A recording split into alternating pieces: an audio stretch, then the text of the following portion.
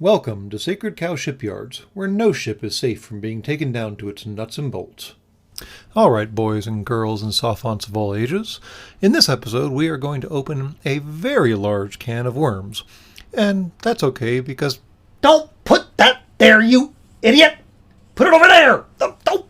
Just put it down. I'll deal with it later. Getting good help these days is so hard. Anyways, can of worms, right. It's all good and well because right next door to the Sacred Cow Shipyards is the Breaker Yard, so we have lots of very large can openers. And yes, this will be a contentious episode because of course I have opinions. But y'all listen to the contentious ones, so here we are. Anyways, more to the point, this week we are going to talk about Jaegers. No, not German hunters. No, not some weird alcoholic concoction that humans decided to develop for some reason and then put in Red Bull. No, I'm talking about the bipedal, vaguely humanoid combat robots from the movie Pacific Rim. And no, they're not robots. That's one conversation. Also, we're only going to talk about them in context of the first movie because I said so.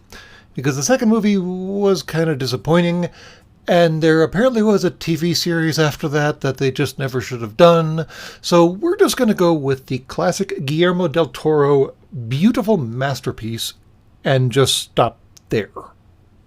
So a very brief backstory of the Pacific Rim story, what little there might actually be in the movie, is that in the very near future, a very large rift at the bottom of the Pacific Ocean opens up, and through it crawls bioengineered, for lack of a better word, monstrosities who seem intent on wiping out human life.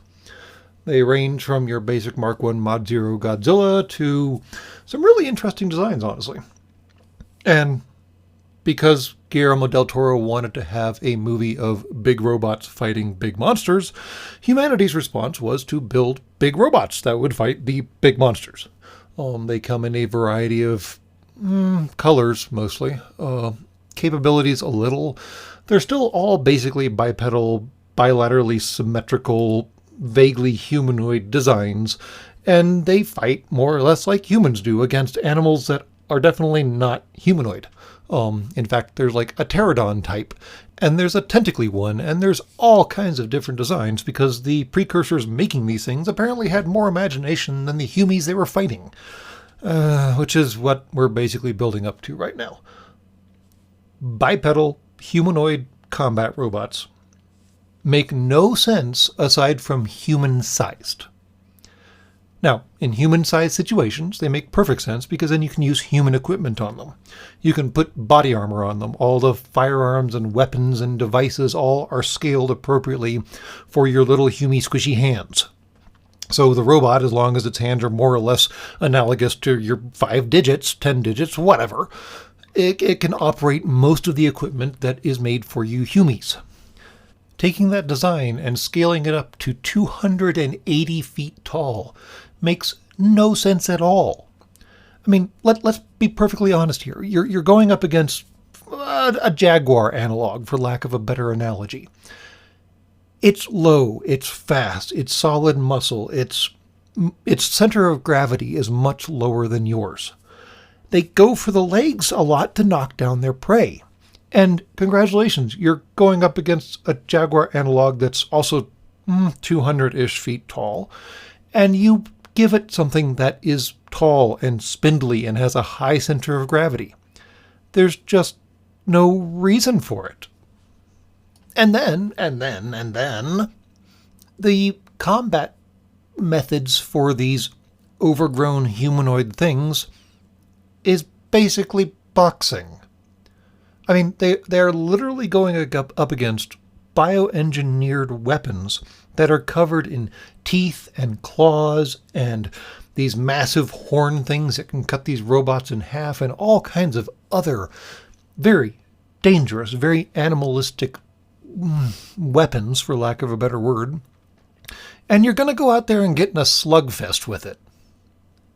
Sorry, what?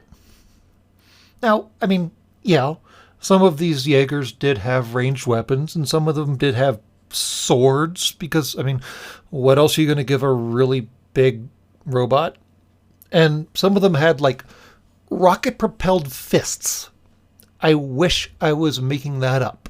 And no, it's not even the cool kind where the fist can, like, detach and launch at the enemy as a actual rocket-propelled fist. Oh no, the rockets are actually built into the forearm, and the whole assembly stays attached to the arm. And this Jaeger winds up and engages the rockets, and supposedly it makes it hit harder? I mean, I guess some of these are quite large, up to 8,000 tons. And I guess if the operators were actually able to plant their feet just right and get that hip motion in and get the rockets engaged at just the right time, the punch would probably deliver a significant amount of energy. But we're talking about a creature that crawled out of the depths of the Pacific Ocean. It survived literally crushing pressures at those depths and surfaced without experiencing any kind of pressure problems. It basically was able to equalize those pressures on its way up so it didn't explode when it reached the surface. Yeah, I don't think it's going to be bothered by a gentle tickle, even if it does have 8,000 tons behind it. And yeah, some of the Jaegers do actually have missiles, although those mostly just seem to piss the kaiju off.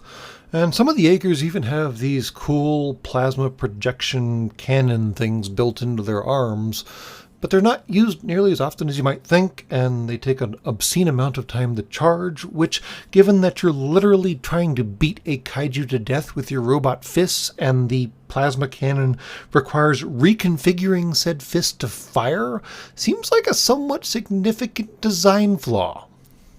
And speaking of, design flaws, these are, after all, massive blinking robots.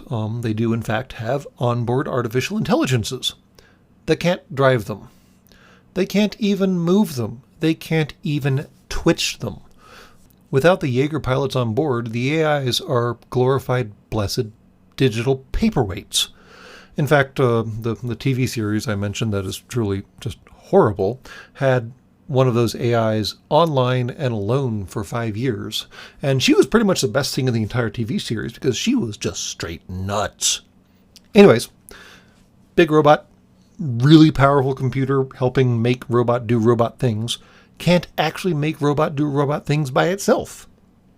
It requires pilots. And yes, I keep saying plural. Because even though Jaegers are actually controlled through a direct neural interface with you squishy humans, it requires 2 of y'all. There's a left hemisphere human and a right hemisphere human, and they actually bilaterally control the robot.